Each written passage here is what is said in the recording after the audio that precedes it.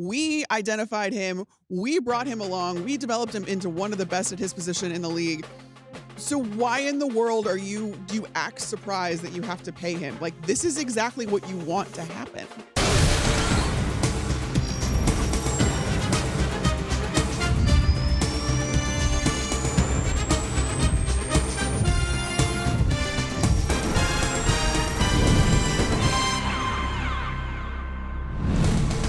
Welcome into the NFL on Fox podcast. I am your host, Dave Helman, and the preseason is behind us. The final exhibition games of 2024 are over with. You saw your bubble guys get their last shot over the weekend. You're listening to this on a Tuesday. NFL teams are making their final roster cuts. We will be down to the 53-man limit. Maybe by the time you're listening to this, who knows? So much to take away from this preseason. That's the theme of the show. We're doing the 10 biggest takeaways from this year's preseason, and starting with some timely news, as finally, for once, a major NFL story happened before we recorded. The CeeDee Lamb contract comes down on a Monday afternoon. We'll be starting with that. The NFL wide receiver market continuing just a bonkers year as we head into the season. If you're not subscribed, please make sure you do so. Spotify, Apple Podcast. Go find us on the socials at NFL on Fox Pod. This is the final week of the preseason. Games will be upon us. Before you know it, we'll be getting into all of our usual game previews. Week 1 next week. I still can't believe it. Even though it feels like we've been back in the swing for a little bit, feels like it passed in the blink of an eye. So ready for the regular season, and so ready to talk about our 10 biggest takeaways from the preseason with none other Fox Sports reporter Carmen Vitali back with us as per usual early in the week. Carmen, how are we? Great. Doing well. The end of August feels like it's kind of dragging. It always does. Because you get into the preseason games, we get hyped about the early storylines, and then I think you remember that preseason NFL football is just not really all that good. It's not really fun to watch. Maybe you can steal 8 fun plays here and there when the starters are in or when a young rookie plays well. It is also interesting that now that the preseason has been cut down, how I feel like it's split. Half the teams do start their starters for at least a series or two, but half the teams are like, nah. We're not going to do that at all. There was a lot more uniformity in the old format where it's all right, we got the dress rehearsal and then everybody's going to sit at the end, and now it's a mixed bag. So it feels a little more unpredictable, I guess, but it's irrelevant because it's over. True. And now the dust is still settling. I saw it right before we started recording, for instance. The Packers traded for Titans quarterback Malik Willis. I think we're going to be seeing stuff like that here for the next couple of days. We all fixate on the final 53. There's no such thing. No, it's you're constant evolving. You're constantly churning the bottom 2 or 3 spots on your roster. But for the most part, we know what to expect as teams finalize their roster. So like I said, it felt like a good idea I don't want to make predictions. I don't want to talk about stuff we think is going to happen because we do a lot of that anyway. Yeah. And we'll be doing more of it as the regular season gets, as we get right up on it. But let's just talk about the stuff that we know now that everybody's done with their preseason. Training camps are over. By and large, this is what everybody's going to look like as we head into week 1. Okay. And where better place to start than, like I said, maybe you heard, Carmen. Did I? Some long-awaited news came down on Monday afternoon. The Dallas Cowboys agreed to a 4-year contract extension with CeeDee Lamb. $136 million. $100 million of it guaranteed, I believe. Got the bag. I do believe it was the largest signing bonus by a receiver in history. Yeah. Kind of felt like CeeDee's reps wanted to make that known. Hey, he wasn't going to beat out Justin Jefferson's contract. He might not have topped yeah. Justin Jefferson's deal, but he did get the biggest signing bonus in wide receiver history. He did. I mean, it's noteworthy for a lot of reasons. Obviously, the Cowboys get their top weapon back with 2 weeks still until the regular season. CeeDee gets the bag. It felt a little predictable to me. We've known that this is basically what the deal was going to look like. As I recall, you tweeted this exact contract out. I don't want to toot my own horn. At the beginning of June. You were like, so 4-year extension, $136 million, $100 million guaranteed. I don't want to toot my own horn, but I did do that. You did do that. This was an easy deal to see coming. He slots right in under Justin Jefferson. You make the guarantees and the signing bonus work however you need to. It's mind-boggling that the Cowboys let it get to 13, 12 days before they have to play Cleveland to get this done, because CeeDee is just one of those guys. He's checked every single box. Great rookie season, better second season, second team All-Pro in year 3, first team All-Pro in year 4. Like, you can't do it better than that. And so even if there were some hangups, even if the sides had to come together, it just feels like even if it couldn't have gotten done before training camp, at the absolute bare minimum, CeeDee did not need to miss all of camp, which he did. It's wild to me too. And I remember saying this, I think when, I don't know if both of us were on Speak saying this, but this is what you want when you draft a guy. This is the ideal scenario. When you take a guy in the first round who you want to be an impact player, he immediately comes in and is that impact player, exceeds all expectations, or at least meets them, becomes one of the best at his position in the entire league. And you want to be able to reward those guys with a second contract. Like, develop a talent. This is now a wonderful little trophy on the case of Jerry Jones and Stephen Jones, like, as a general manager, saying, we evaluated him, we identified him, we brought him along, we developed him into one of the best at his position in the league. So why in the world do you act surprised that you have to pay him? Like, this is exactly what you want to happen. I'm just a dumb journalist who went to an SEC school, but it took me about 4 minutes of looking at Justin Jefferson's numbers to figure out CeeDee's deal. Yeah. So how this took 90 more days or almost 90 more days is beyond me. But hey, it's done. It's done. They'll get their guy back. See, I mean, he's back in time that he'll play against Cleveland. I'd be shocked if he's not ready in time. Also continues this crazy trend. This is the 11th major contract signed by a wide receiver this offseason. Some of those also were signed this summer. I mean, Justin Jefferson got done earlier this summer. DJ Moore got done in Chicago a couple weeks ago. Amon-Ra St. Brown, AJ Brown, Nico Collins, Michael Pittman, Calvin Ridley, Devontae Smith, Jerry Jeudy, Tyreek Hill. Did I name? I think I got them all. Even if I didn't, it doesn't matter because I'm guessing. Point made. I'm guessing we'll get at least one or two more, because now, all right, it's interesting for the Cowboys, and we'll see how that works with them and also what it means for Dak Prescott's contract negotiations. But sticking with receivers, it is interesting to see what this means for the two big names that haven't gotten their deals. Sure. Jamar Chase is back at practice, seemingly accepting that the Bengals aren't going to pay him, but maybe the CeeDee deal spurs Cincinnati to get something done here over the next 2 weeks. Mm-hmm. And then obviously the Brandon Aiyuk saga, which we had a conversation about this. Don't think that this doesn't affect Brandon Aiyuk, because I really think it does. And I know Aiyuk wasn't going to set the market. I don't think anybody expected that.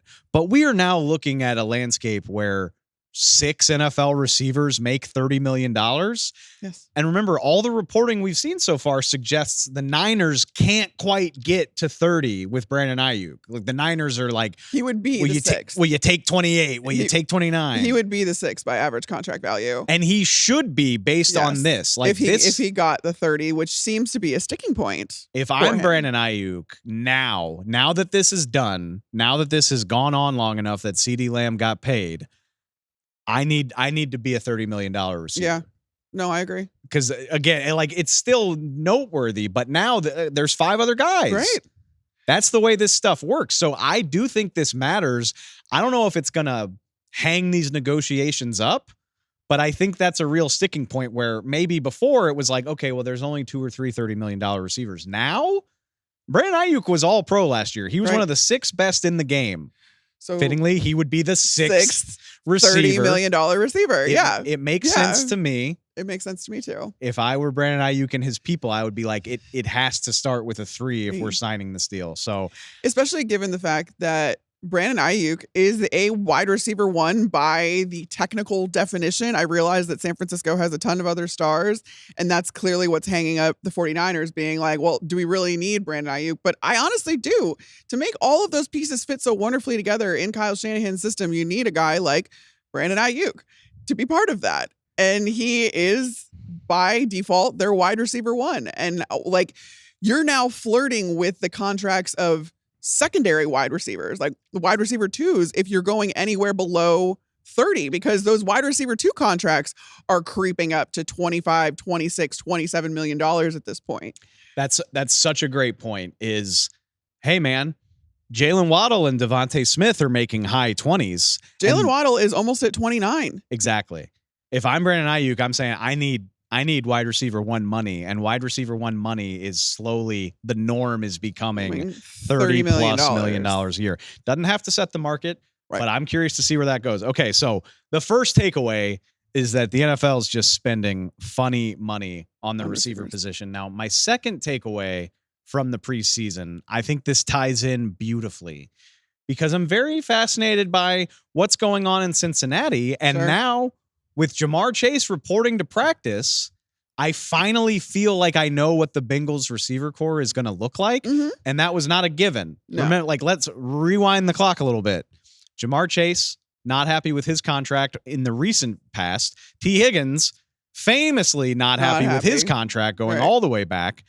T reported to camp earlier this year. He signed the franchise tag and was like, whatever, I'm not going to make noise. I'll deal with it in the spring. Ja'Marr made a little bit of noise, but he's there now. It was a hold in too. Like, yeah, he was there. Was part of the team still. When the Bengals came to Chicago, I was at their joint practices. Ja'Marr Chase was right there. He was in his hoodie, braving the torrential downpour of that practice, by the way. So he's been there. But I also think that the Bengals would be smart to get this done sooner rather than later because it's just going to get more expensive. It seems very un-Bengalsy to get this done before the season, but I would if I were them. I would too. Yes, you still have him under contract for a couple of years. I totally get that. But if you're giving him an extension next offseason, you're looking at mid-30s at that point. Those are the obvious headliners for obvious reasons. And they, Chase and Higgins both look like they're in the fold. They're going to be there. There's not going to be too much drama. But the one more thing I wanted to point out, poor Tyler Boyd is often the forgotten guy in this trio. And I know he's closer to the end of his career than the beginning, but it's a loss that he went to Tennessee. Yeah. And I've been wondering all offseason who's going to replace him as the slot guy, as the number 3. They drafted Jermaine Burton, but I feel confident saying at least at the beginning of the season, it's actually going to be Andre Yoshivas that gets the first crack at that third job. He sat out of the preseason finale, just didn't play in it. Which, as you and I both know, is an indicator that the team's got plans for you in the regular season. They don't need to see anything else from you now. Especially with the way that, is for the majority of camp too, you have to remember that T. Higgins was the first wide receiver. So your secondary guy who will then bounce down to your third wide receiver was getting a lot of work. And that's where I think that Andre comes in. And you got to see a lot of him in camp. You got to see a lot of him in the first couple preseason games. So there is no mystery with him. And I think that he kind of rose the ranks to nab that third receiver spot. Jermaine Burton, we're not burying him. He was drafted highly. He played at Alabama. Super talented guy. I can see this being a situation where he earns playing time as the season goes along.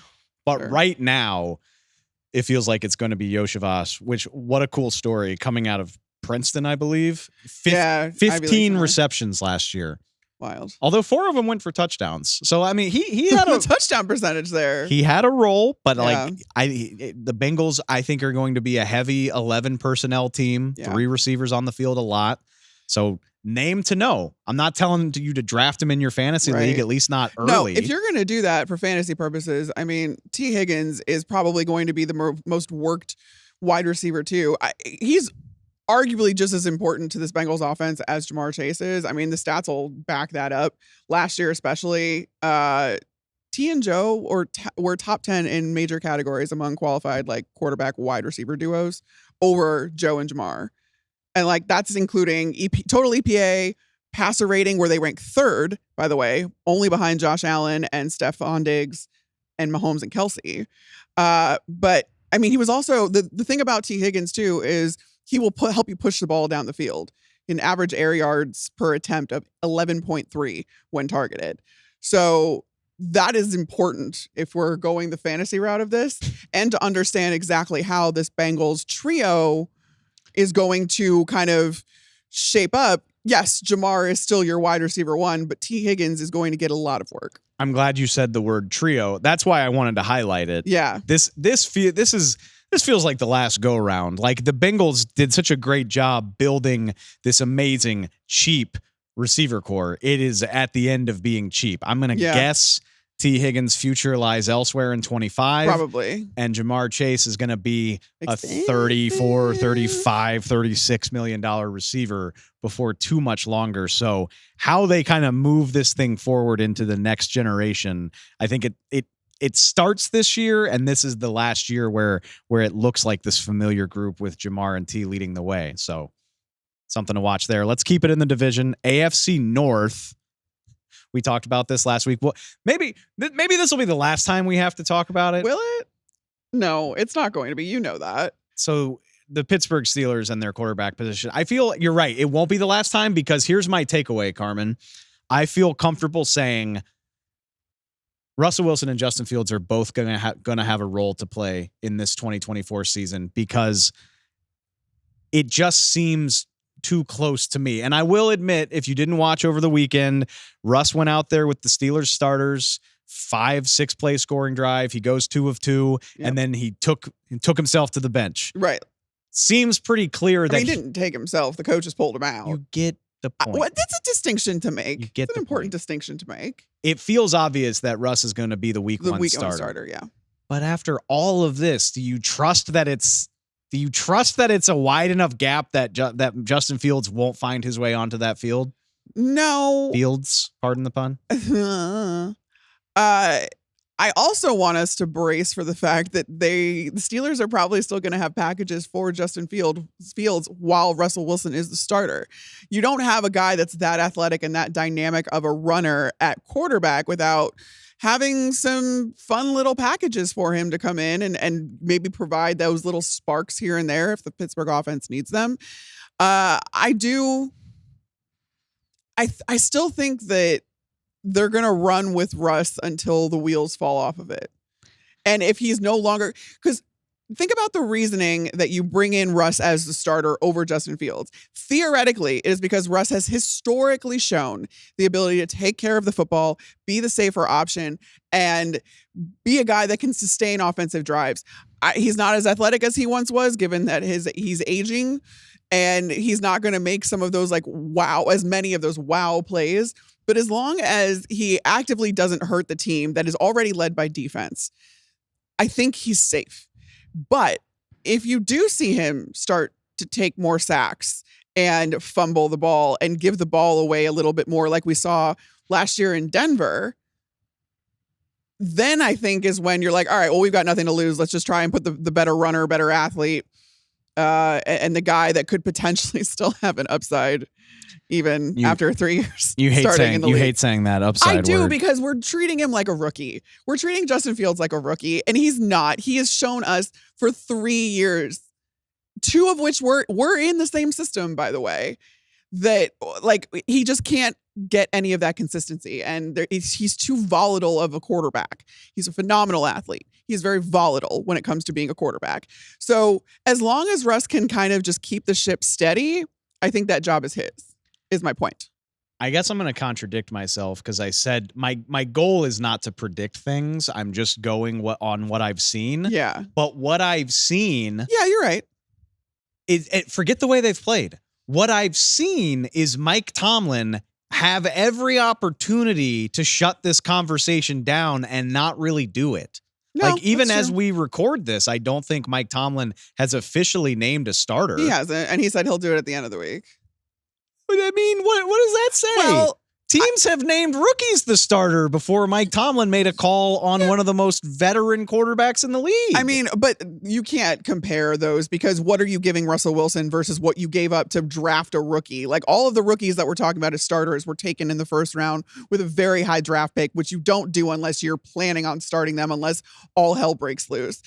I do think, though, that there's something to be said about the fact that there is a new system in Pittsburgh and both of these guys are having to learn it. And You would think that Russ picks it up quicker, but we haven't seen that, to your point, so far in preseason, at least not overwhelmingly. But again, until Russ is not stable, I think they're going to stick it out with him. I think we will see both players, and maybe it'll take a minute. You're right. Maybe it'll take until the Steelers get into the meat of their schedule. But my takeaway from watching the way this has played out. So you're going to throw Justin Fields in there for that gauntlet of an end of the season for the Steelers? I'm not here to try to guess when Justin Fields plays. Right. I'm just telling you, it feels like they're both going to play. The Steelers have a really tough backstretch. Welcome to the AFC North, that's just the way it kind of goes. All right. Speaking of pseudo predictions, this doesn't feel like a prediction to me, though. Did you see anything the Kansas City Chiefs did in the preseason? Yeah, that's fair. My next takeaway is that the Chiefs offense is going to be fun again, which maybe that sounds counterintuitive. I know that they've won back-to-back Super Bowls. Their offense was not fun last year. They have been a chore to watch on offense, at least last year. Like, they had their moments in 22, but at least last year. It was infuriating last year. They were not fun to watch. And I'm here to say, I don't think that's going to stay the same based on what we've seen. Take your pick, really. Xavier Woods is the star of training camp. If you missed it, the Texas first-round draft pick, 3 passes for 62 yards and a tutty in his only preseason game. And that goes right along with, obviously, what you have in Travis Kelce. Mm-hmm. As far as we're aware right now, we haven't heard a word about Rashee Rice facing a suspension for the driving accident, that the mishap that he had in Dallas for speeding. Haven't heard a word about him missing time. Yeah. I mean, usually precedent with the NFL, I feel like with that is you let the legal process play out before you come down with any sort of suspension. It sounds like he's going to be more available than not, whether that's right or wrong. That's just what it looks like. And then I mentioned him as one of my biggest difference makers on the year. I'm really high on Hollywood Brown, who, yes, he's dealing with a collarbone injury, but is already working his way back. And at worst, will be back in the lineup by week 3, week 4. Oh, did I mention the Chiefs just reunited with JuJu Smith-Schuster today? Yeah, they sure did that. Laugh if you want to. Again, I'm not trying to sell anybody that JuJu is an all-pro player, but he caught 78 balls for 900 yards for the Super Bowl champ Chiefs in 2022. He was the most consistent non-Kelce part of their offense the first time they won the Super Bowl in this sequence the last 2 years. So 3 receivers worth getting legitimately excited about, in addition to what they already have. And did you see the undrafted running back, Carson Steele? I'm not kidding. If it sounds like I'm tongue in cheek, of course he's not going to be the lead back. Of course, Isaiah Pacheco's role is safe, but that is a dude who can come in handy in red zone near the goal line. You think Andy Reid won't have a use for a guy like that who can bulldoze tacklers, who can catch balls out of the backfield? I just feel like the Chiefs have more fun weapons in their offense than they have since Tyreek Hill was there. And outside of the weapons, that's scary to think about. I mean, leave it to me to bring this up. But outside of the weapons, you also drafted another left tackle in the second round in Kingsley Sumatai. Brigham Young? Yes. BYU? Yeah. I think I might have butchered his last name, but looked great. I mean, I liked him coming out of the draft. I think that's going to shore up that offensive line so that Patrick Mahomes isn't going to have to be running for his life. That was an issue. You had Donovan Smith in there who was not consistent when it came to penalties, and sometimes you could see him give up on certain plays, and that was a concern, I think, for the Chiefs. And sure enough, they ended up drafting a guy who they're, I think, pretty confident in at this point. So that's going to just allow you to do so many fun little things, and God only knows what little gadget plays Andy Reid's going to come up with, hopefully using some of those big boys, because how much fun is that? Wherever the Chiefs were lacking last year, they are no longer. And even with the fact that they were lacking, we still watched them win a Super Bowl. So I said it last year. I'm going to keep saying it. I'm not betting against them. I know it'll be a three-peat. I know it's never been done, but if any team can do it, it's these GD Chiefs. These GD Chiefs. I love that. You know why it's good to be the king? it's good to be the king because let's just say Kingsley struggles at left tackle. Yeah. Maybe the Chiefs get halfway through the season and realize they don't have the answer there that they thought they did. Donovan Smith is still out there. He's still out there. It's true. I'm not trying to tell you that he's great, but he's there. Maybe David Bakhtiari is sitting around waiting for the right injury to make him more valuable. And guess what? Veterans who are hanging around, ask JuJu Smith-Schuster. Veterans who are hanging around love signing with teams that have a shot to win a ring. Oh my God. Like so many of them, especially later in their careers, are going to wait around for exactly that opportunity because there's going to be a team, whether or not you have to slot into a starting spot, there's going to be teams that are going to need to shore up depth at that point. And being on a team that wins a ring, regardless if you're starting or not, is fun. It would be so on brand if the Chiefs, Donovan Smith. Donovan Smith is the one that comes to mind because he played there already. But like halfway through the season, they're like, I still think that the Jets are going to end up with Bach. That is a solid prediction for obvious reasons. But I'm just saying, like, it's easier to answer your problems when players know that they're going to have a shot to play in a Super Bowl. Absolutely, so much easier. Add in the fact that they have all this new firepower on offense. I think the Chiefs are going to be a hell of a lot of fun. I do too. And preseason only underscored that. All right, next takeaway. It goes without saying, like we knew rookie quarterbacks were going to dominate the conversation. Yeah. Caleb Williams went number 1. 6 quarterbacks went in the top 12. And I'm doing my best not to get swept up in what we're seeing in exhibition games. But my expectations, Carm, are high. Like not only are these guys playing, but they're playing really well. I know. Like we've talked about Caleb plenty. I don't know how much time we need to spend on that, but Jayden Daniels in his very limited exposure has had no problem moving Washington's offense up and down the field. Yeah. Bo Nix, who I will readily admit I was not as high on as others, has looked incredibly comfortable, incredibly confident. If you watched the last preseason game of the year, Sunday Night Football, Drake Maye for New England had a super fun possession. He sure did. 5 of 6 for 71 yards with a fun little third down scramble to move the Patriots for a touchdown. Like every single one of these guys looks ready for the moment. And I'm sure it's not always going to look that pretty, but I don't think I would have guessed that. Like, I don't think I would have guessed that all of them would look like they were ready to go from the jump. And that's how I feel after watching them all. Yeah, I'm so cautiously optimistic, especially when it comes to Caleb. But what I was concerned about before these guys even got to their respective teams still rings true in that they can be ready all they want. But when you look at the team around them, is that team ready? And I have some big question marks, obviously, especially in New England. Well, yeah. But even with the Commanders and that offensive line, and this is the reason that I was a little bit concerned about Jayden going there, because as far as his build, he's not the biggest guy. No. And also, he's a really physical player. I saw a ton of him at LSU running the ball, scrambling, trying to make the play with his legs, taking tackles. He did that in the second preseason game, and his coaches reamed him out for it because they're like, he caught an earful for that. You cannot take those kinds of hits in the NFL at Jayden's size. So that's the concerning part to me, is not just if these guys are ready for the spotlight, because you're right. Everything we've seen from them in preseason competition and exhibition competition has been wonderful, and you can see the things that will make them successful in the NFL. I am worried about the teams around them because outside of Caleb, both Jayden and Drake Maye especially have gone into less than good situations, which is why they were picked so high and why those teams were picking so high. It gives me a little bit of pause to expect anything from the team itself. Now, seeing those guys get better and better, that doesn't necessarily preclude them from doing that. But you did see what happened to Bryce Young last year going into a dumpster fire in Carolina. Yeah. That's fair. There's precedent there for this not going as well as the preseason would suggest outside of Caleb Williams. Caleb Williams, I've said it all along, probably in the best situation a quarterback taken first overall has ever gone into.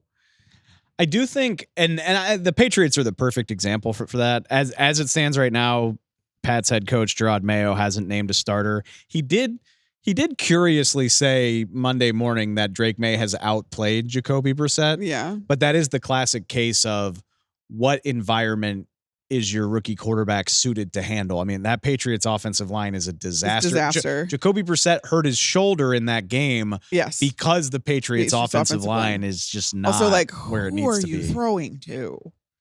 Yeah. But I guess that's my point, though.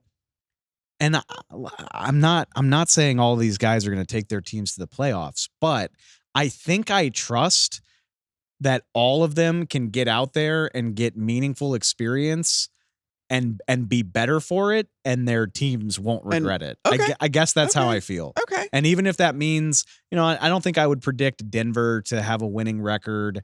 I'm sure the Commanders are going to take their lumps, but I think all of these teams are going to feel better than worse about who they drafted by the end of the year. Yeah. And I guess I hope that that's the case because, like, again, I don't want to see another Bryce Young situation for Drake Maye. Like, when the Patriots took Drake Maye, instead of trading down and getting a haul and revamping their roster that much quicker, I was a little disappointed because I do think that Drake Maye could get up to speed quick enough to actually, if he was in a good situation, make a team competitive. But then it's like, all right, do you start Jacoby Brissett then, knowing that your team still is not up to par and you don't want to kind of mess with a rookie quarterback psyche? The Patriots are probably that team where in the preseason it looks great. And Bryce Young is a great example where, look, with all due respect to the guys in New England, like, I could see us getting into the regular season and saying, this is not an NFL offense. Right. This is not up to par. This is not doing snuff. Drake Maye any favors. Which is why maybe, and I won't blame the Pats if they decide to start Jacoby Brissett. That's not really a nice thing to do to Jacoby, but that's the reality of the NFL sometimes. Right. I wouldn't be surprised if they start him for that very reason. Yes. That's my point. But I also... Or do you start Drake Maye and then if things start to go off the rails, then you just put Jacoby in and be like, all right, Drake, just chill. I don't know. I'm so enamored with Drake Maye's talent that I think... I am too. I think I'm just willing to take the lumps and trust that he's up for it, even if it's ugly. I hope so. Because he's not Bryce Young, by the way. Like, he's 6'3" with a cannon for an arm. Like, he's like, when you talk about a quarterback prototype, like different prospect than Bryce Young. So I don't know. And he's a lot more mobile, I think, than people give him credit for too. So he can get himself out of certain situations. But yeah, I mean, you saw that offensive line. Even Jerod Mayo even threw the line under the bus, starting center in particular, saying, yeah, if it weren't for all the bad snaps, I think I would have liked that drive even more. And you're like, oh God. Exactly. Which, okay. Starting center wasn't starting, for the record. One last thing. I'm not calling for him to play or start or do any of that. But even the next guy drafted, there was a jump from pick 12 to the 5th round. But even Spencer Rattler had a really nice preseason. He did. And I'm not trying to tell anybody that he's going to play a lot. But with the frustration in New Orleans, with that coaching staff and with Derek Carr, I just think the discourse around the Saints could get very interesting if for some reason their season starts poorly. Also, because Spencer Rattler already seems to be kind of a cult hero. Well, the backup quarterback's always the most popular man in the town, in the city. People get caught up in the potential and that's why of it all. I want to couch this. I want to say very clearly, I don't think he's going to play much, if at all, this year. But I do think Saints fans are going to be talking a lot about it if Derek Carr struggles after what we saw. Fair. So that's something to watch. All right. I was going to talk about the Cowboys anyway. CeeDee Lamb obviously preempted a lot of that. It's bigger news. But speaking of rookies, the rookie class is going to have such a huge impact. I mean, it's going to have an impact all over the league, but it really feels like a year of the rookie type of deal in Dallas. Yeah. We already knew circumstances were going to dictate that Tyler Guyton starts at left tackle from the jump, and he has looked every bit capable of it. Thank God. Sat out of the preseason finale. Yeah, for real. Well, speaking of thank God, the Cowboys needed 2 rookies to hit along this offensive line if they were going to have a hope of improving. And it kind of looks like that happened because the Cowboys coaching staff gave 3rd round pick Cooper Beebe a baseball cap for the preseason finale. Just, hey buddy, you're good. He's going to start at center. Yeah. Week 1. Didn't play center in college. No, sure didn't. So you've got two rookies starting on the offensive line, and for good measure, unfortunately, we get the news over the weekend that all-pro cornerback Deron Bland is going to be out with a stress fracture in his foot for at least the first month or so of the season, maybe 6 weeks. And I'm guessing 5th-round rookie Kalen Carson is going to get the first look at the starting cornerback job opposite Trayvon Diggs. So at 3 very important positions, you're asking this rookie draft class to step in and ball right away. I'm excited to see how it goes. It's so interesting because if you would have talked to me prior to the Deron Bland injury, I would have told you, listen, the Cowboys are going to go as their offensive line goes because of the fact that they were going to have to start 2 rookies. And what I do think helps, though, I think Dak Prescott himself helps this situation tremendously because if you look at his time to throw last year, he had the 5th fastest in the league at 2.71 seconds, which is not only how fast Dak reacts, but it's also the scheme in general and all that stuff. So giving him options to get the ball out. I'm a little concerned that that's going to take a step back with the way that this running back room has shaped up in Dallas. Is Zeke still going to be a guy, one of those viable check down options for Dak Prescott? I don't know, but he does know how to get the ball out fast. That's going to help his left tackle. That's going to help Tyler Guyton. Not to mention having a rookie center, I think, is only feasible if you have a veteran quarterback, because your veteran quarterback then is the one making the checks, making the IDs, sliding protections, recognizing things out of the defense and adjusting accordingly. He is doing all that work for you. So really all you have to worry about if you're a rookie center with a veteran quarterback is snapping the ball correctly and how he likes it, which varies and takes a little while to get up to speed. Get it figured out? Yeah. Get figured out if my experience in Tampa with Ryan Jensen and Tom Brady was any sort of indication as to the center quarterback relationship. But now that that's kind of been the case and we've seen these guys step up in the preseason, I really am concerned about Dallas' defense with Deron Bland out. I'm concerned about that secondary for multiple reasons. I think it's pretty thin. Also, Dan Quinn is gone. And your D-line, where like the best way to mitigate a questionable secondary or a thin secondary where you can't afford to take injury is to have a formidable pass rush up front. Now, you have Micah Parsons, but as far as that D-line goes, that rotation's a little old. It's a little old for me. Speaking of rookies, that you're right. I mean, Linval Joseph, Carl Lawson, and Jonathan Phillips have all joined the team within the last week and a half. So a lot of veteran guys, although yes, as long as I'm shouting out rookies, 2nd round pick defensive end Marshawn Nealon has had a nice camp as well. Yeah, that's true. Without trying to overreact too much to the preseason, it just, this rookie class feels like it has potential. Yeah. I am the cornerback thing. I said it over the weekend. Stephon Gilmore was just sitting out there waiting for somebody to call him. I know he wound up taking a lot of money from Minnesota. But if you're a Cowboys team with a thin secondary and Super Bowl aspirations, which is what the Cowboys will tell you they have, I don't know why that's why don't you spend that money? Why isn't it worth the spend? Diggs is coming off of an ACL tear. Yeah. You're not, guys often vary in how well they jump back right away. I would have liked it. At the same time, I hear you, Cowboy homers. I'm well aware that Deron Bland was a nobody 5th round pick until he got a crack at the starting lineup. Maybe they'll do it again. Maybe they will. Maybe lightning will keep striking, but it does concern me. But see, like, speaking of lightning continuing to strike, like the Cowboys and the offensive line is unreal. That's true. Like, that's true. Are we talking enough about our friend Duke Manyweather? Oh, let's talk about Duke. Just the effect. If you're unfamiliar, one of the best outside offensive line coaches in football. Yeah. One of the guys offensive line trainers has an entire curriculum and offensive line masterminds, O-line masterminds is probably the gold standard for position summits within the NFL. Like you have tight end you have like a pass rush summit. Those are like the 2 biggest ones though. Tight end U and O-line. But O-line masterminds started before tight end U. So it's one of those things where like, and I feel like there's a lot of work that gets done. Maybe that's just because I've been to O-line masterminds a bunch of times and I haven't actually been to tight end U. So I'm open to changing that opinion, but there is a lot of work that gets done and a lot of collaboration that happens at O-line masterminds at the direction of Duke. Yeah, I mean, and he's in the Cowboys' backyard. Shout out to our guy Jeff Schwartz with the Big Boys Club as well. Jeff, who also works with Duke. Like this, the offensive line community it's so impressive the way that this keeps working. Cooper Beebe was at O-line Masterminds a year before he got drafted. Yeah. Then he gets drafted to Dallas, and now him and Tyler Guyton look like day one starters. Yeah. The Cowboys already struck gold with Tyler Smith going from a questionable first-round pick by most to an all-pro guard.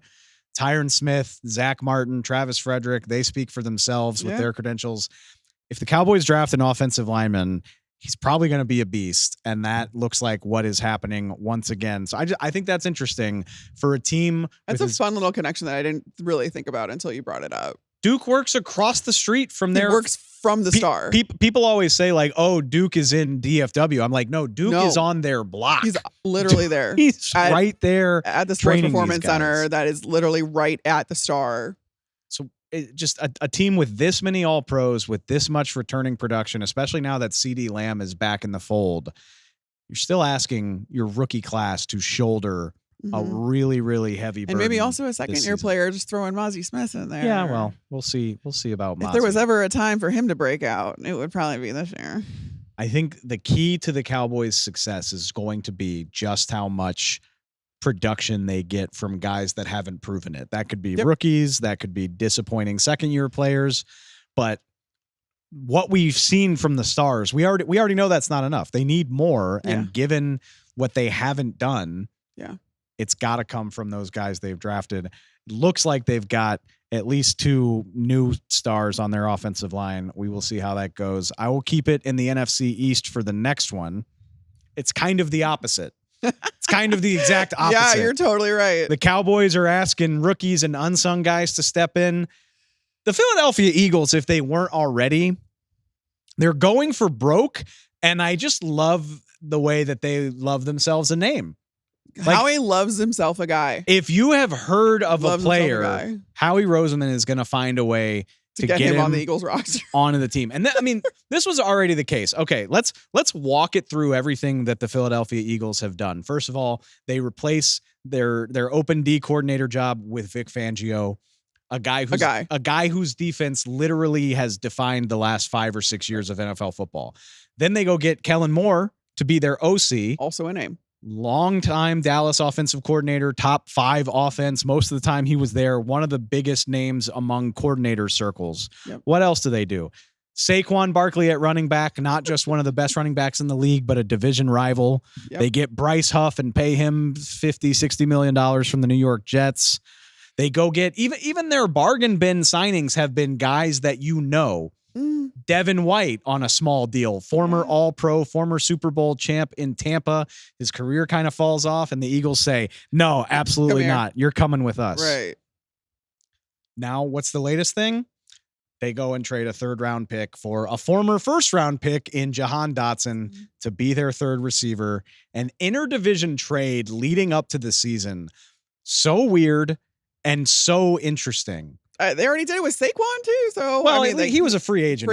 But I mean, you can't control where Saquon goes. True. But what does this mean when you think about it? Washington must be so out on Jahan Dotson. I can't, for the life of me, figure this out because you have to not think that dude is any sort of threat if you're going to trade him to a division rival, not just any division rival either, but the favorites to win the division. It's bizarre. And on so strange. And what does it look like from Philly's standpoint where first let me say I think first, there's egos involved there. We're like, no, we could fix him. I admire the hell out of Howie Roseman. I think he's really good at his job, but it's fair to point out that he just gravitates toward the guy that we've all heard of. Are the Eagles just like that girl that thinks that she can fix, like, maybe, her boyfriend's like, oh no, it's okay. I know that he was a bad person to you, but I can fix him. I guess it's just interesting to me because this feels like the first one that could actually blow up in Howie Roseman's face. Because we've seen a few of these that haven't worked out. They just weren't big enough spins to be embarrassing, I guess. Like, for instance, the Kevin Byard trade, not a good one last year. They signed Shaq Barrett in the middle of the season. Shaq Leonard in the middle of the season. Did not work out.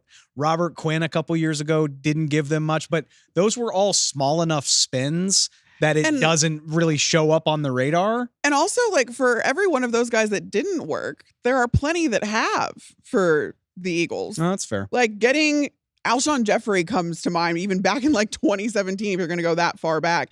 They got the good version of Hassan Reddick, and then got rid of him before he became the not show up version of Hassan Reddick. I mean, they traded for Darius Slay, like Chauncey Gardner-Johnson. They originally traded for. There are so many names that do work out for the Eagles too, and that's why, like, even I feel like it's almost like you can't have a neutral opinion on Howie Roseman. Like, everybody's just either gushing or hating with no in between. Too, because I mean, like, a law of averages would tell us that he just kind of like toes the line between really good and like he's good. I think Howie Roseman's a top 5 NFL GM. I do too. Even with the misses. But I will say, this year in particular, they really seem to have leaned into the just acquiring known names. Yes. And if this Dotson thing doesn't work out, it's going to look bad for them. It just is. But like, at the same time, why not take a chance on a first round pick for not a lot of money, especially if you can take something away from a division rival? And if he turns into, like,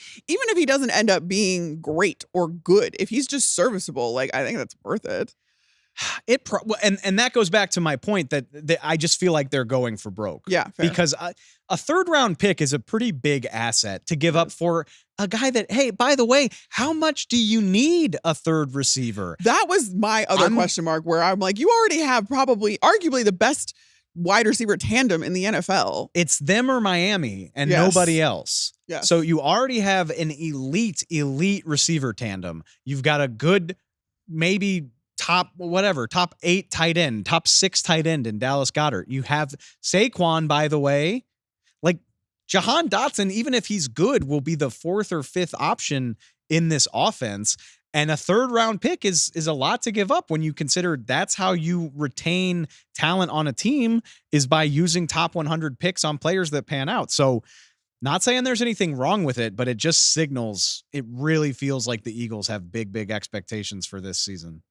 All right, let's just keep the NFC contender train rolling, because my next takeaway, and it's not a prediction, it's just a takeaway from what we've seen so far, but based on how the summer has gone, I really feel like the 49ers are going to test the theory about the Super Bowl hangover.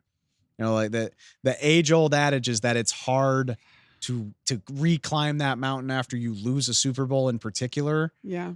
Yeah. And the 49ers, I guess what I'm trying to say is I just don't love the vibes right now, whether it's the Aiyuk saga, which we've already talked about. That's true. Or the fact that Trent Williams is still not in camp. Nobody is talking enough about that. It's more important than anything else. Anything else. As it pertains to the 49ers. And fortunately, Trent Williams is one of those guys that can roll in, do a couple lunges, get a couple reps, and be ready to play at an all-pro level. That's fair. But you also don't want to play chicken with a guy that's already sat out before. Exactly.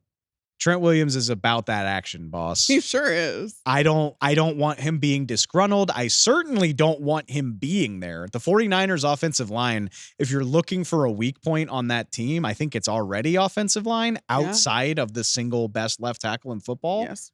Still. So not having him, or having whatever a rusty version of Trent looks like, it just makes me a little uneasy, man. I'm so tired of having the same conversations about the Niners season in, season out. And then it not mattering. And then it doesn't. Well, yeah. So, like, what's the point of even talking about it? Like, we kept thinking, you go to the Super Bowl, you lose the Super Bowl, you're going to have a Super Bowl hangover. It doesn't work. They're back in it. They're back in the mix every year. We also, don't forget, last year had all of these conversations that we're having about Brandon Aiyuk about Nick Bosa. And it was like, well, is Bosa going to sign? Is he going to sign? Is he going to hold out? Blah, blah, blah. No, he got exactly what he wanted, right? Like, after what? Did he sit out? Like, he didn't get paid until the week of the season week of the season opener. Or right about that. Right. So, but like, still got the deal done before the season. Took him a little while to ramp up, all that other stuff. We're having the same conversations about the San Francisco 49ers as we do every year, and nothing matters. So until I see it matter, I'm not interested in having these conversations. I'm so tired of these conversations. Specifically, I am tired of talking about Brandon Aiyuk not from a 49ers sense, but from like an individual sense where I'm like, dude, what do you want? Do you want money? Do you want to be on a good team? Sometimes those things do not match up. Sorry, you got to figure it out. And now with the CeeDee Lamb wrench thrown into it, I feel like the Niners are going to have to give, and he's going to get what he wanted all along. And we did all of this for no good reason all over again. On top of all of that, you do have to point out, like, the Niners don't even need to start hot. Like, I know they did last year, but 2 years ago, I think they started 4-4. In 2021, they started 3-5. Like, the Niners know how to figure it out as the season goes. I won't legitimately be worried about them unless things are going poorly, like in December. Yeah, fair. But at the same time, the NFC West, though, I think is going to be a sneaky good division. It's a very good division. And also, we wouldn't wish this on anybody, but this is a very veteran team. Yeah. I'm a little more worried about injury when you're talking about so many guys that look at their record when they lost Trent Williams for a couple of games last year. Look, that coincided too with when you lost Debo a couple of games last year. Like, it was not pretty. I just wish the Niners weren't giving me so many reasons to have bad vibes. Having said that, it's going to take a lot to talk me out of having them in the NFC Championship game. Right. But I do, like, I'm already exhausted, and I wonder what it feels like inside that locker room. Trent's not there. This Aiyuk thing is legitimately unprecedented. These players have to be so incredibly tired of answering these questions. And all of that goes on top of losing a Super Bowl, knowing how hard it is to get back to that point. And now sounds very mentally draining to me. And now, like, you're starting to be up against it with like Purdy's contract and all this other, like, you're thinking about how long you could realistically keep this group together because you can't pay everybody, which is why I think it's the holdup from the Brandon Aiyuk side, or from the Niners side of things, and the Brandon Aiyuk deal is like, the Niners, the front office, and John Lynch is staring down the barrel being like, oh my God, this is going to be an expensive roster real soon.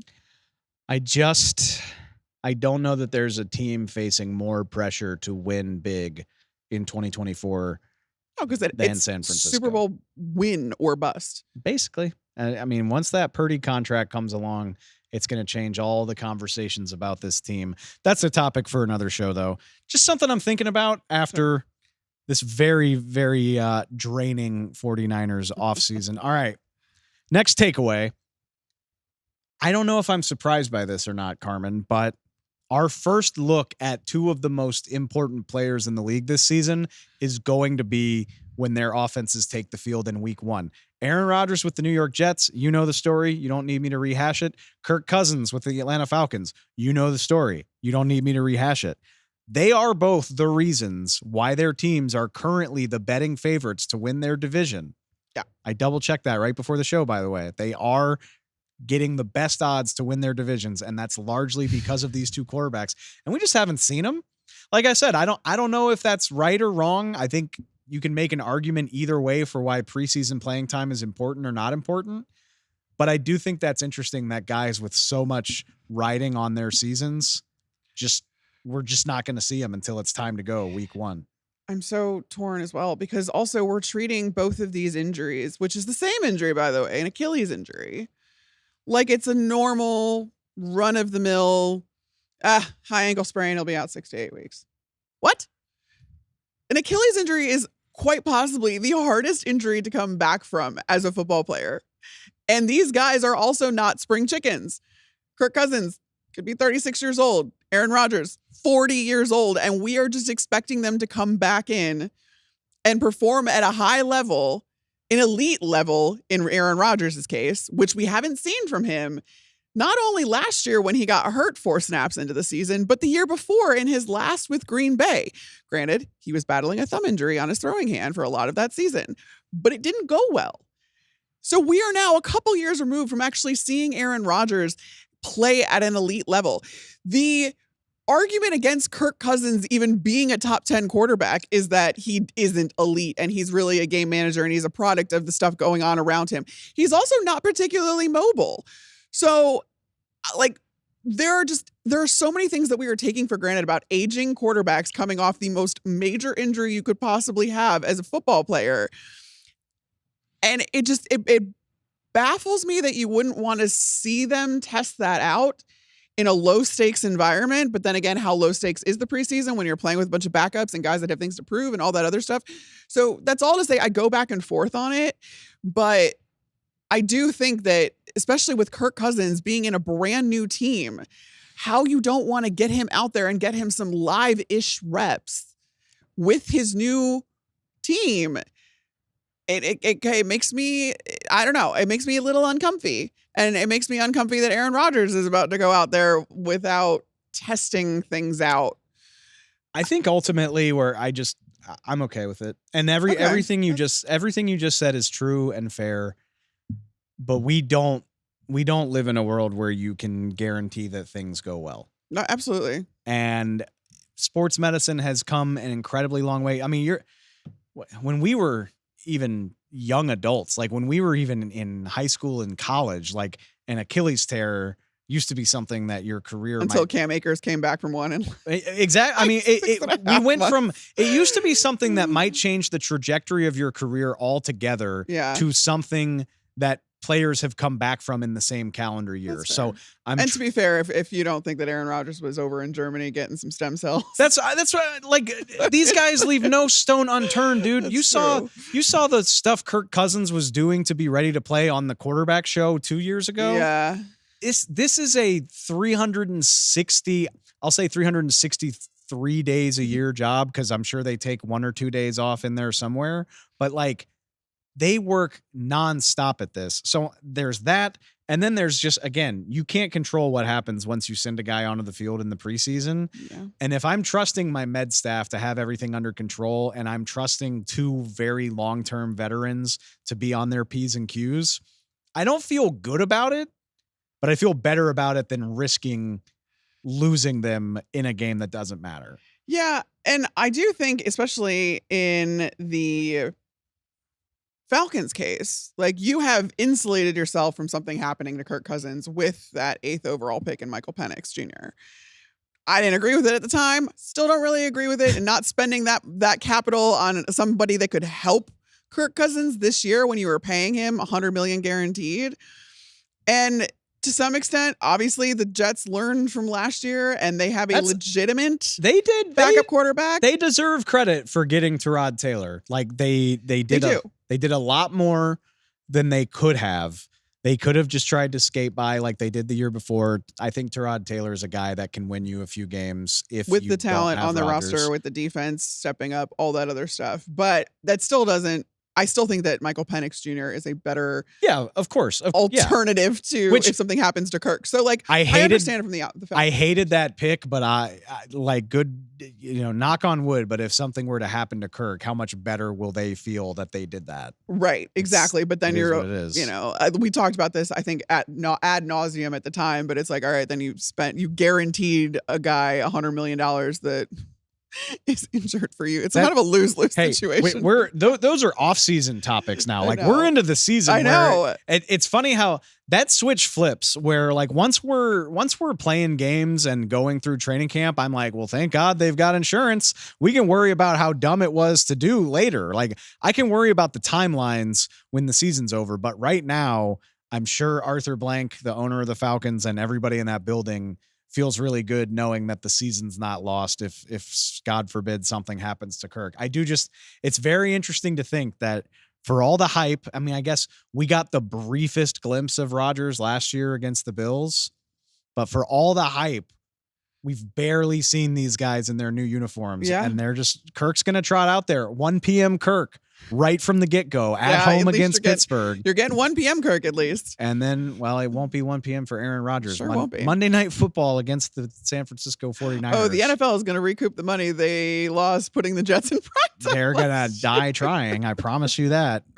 Get ready for the Jets in prime time. Hopefully it goes better than it did last year. On a similar note, wrap up my last big takeaway from the preseason, knocking on every bit of wood, because this is just the type of thing that can change in an instant. I feel like we had really good luck with injuries in the preseason for the most part. And Vikings fans, I'm sorry. You're probably rolling your eyes right now. Of course, Minnesota lost their first-round quarterback, J.J. McCarthy, to a meniscus repair after one preseason game. Bills fans, I feel your pain too. I am well aware that Matt Milano went down with a torn pec. There's bound to be injuries everywhere, but by and large, we made it through exhibition season without a lot in the way of like season-altering injuries. Yeah, that's fair. Although, we're jinxing it, first of all. Fortunately, I don't believe in jinxes. Yeah, you don't. I do. I'm not superstitious. Just a little stitious. I'm a little stitious. As sad as I am for JJ McCarthy, and as much as this is going to hamper, like having to rehab versus develop as a quarterback, and how much it's going to hamper his development because of that rehab, I'm very upset for him in particular.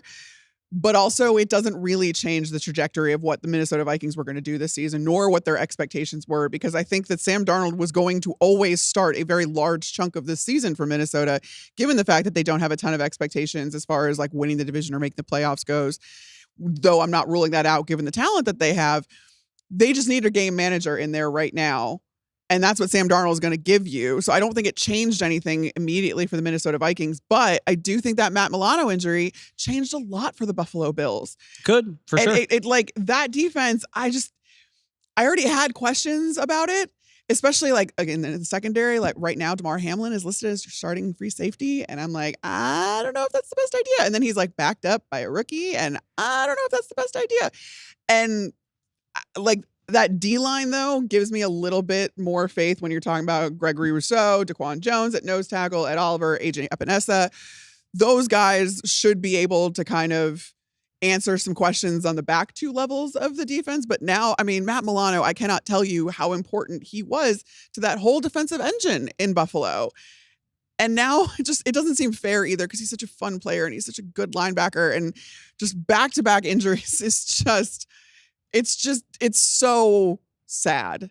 And I do think it does alter a lot of how trusting I am of the Buffalo Bills, given the fact that they are going to have to figure some things out on offense. Whether or not you think it's going to work, I still think it's going to take a little bit of time. And that's when you were supposed to be able to rely on your defense to keep you afloat and not get you too behind. And I don't know if that's the case anymore. See, I'm just in this weird place with the Bills where You're so trusting of them right now.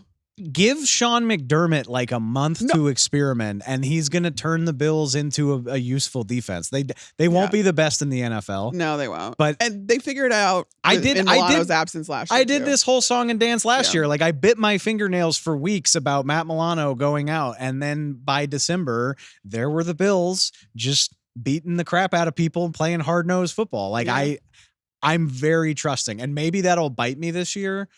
But I trust Sean McDermott to figure out how to turn that into a workable unit. I will say, I mean, again, at the risk of jinxing things, you hear coaches talk all the time about how like the first, like September is the new preseason. Yeah. And that's what you need to be on guard about now is, unfortunately, I would guess there are going to be some injuries here in the first few weeks of the season. Hopefully we have as good luck with that as we did with this preseason, because I like I said, I think we're in good shape that as we get into the meaningful games, it hasn't been too taxing of a training camp. Hopefully that trend can continue. Knocking on more wood, guys. Knocking on more wood. All of the wood. We will see how it goes. All right, that wraps up today's show. Carmen Vitali, thank you so much for hopping on again. You're so welcome. We're caught up on the preseason in an hour or less. What else could you want? We will be back later this week talking about what constitutes a successful season across the NFL, teams to watch, expectations to know. Looking forward to that. You still got time. If you're not subscribed, make sure you follow us on Spotify, on Apple Podcasts. If you're a new listener, if you're not a new listener, hey, we appreciate you. Maybe tell somebody about the show. Still time before the season opener. Find us wherever you get your podcast. You can find us on social media at NFL on Fox Pod. We will be back on Thursday, which is a week away from the regular season kickoff. We are so excited. We will talk to y'all soon. I appreciate it.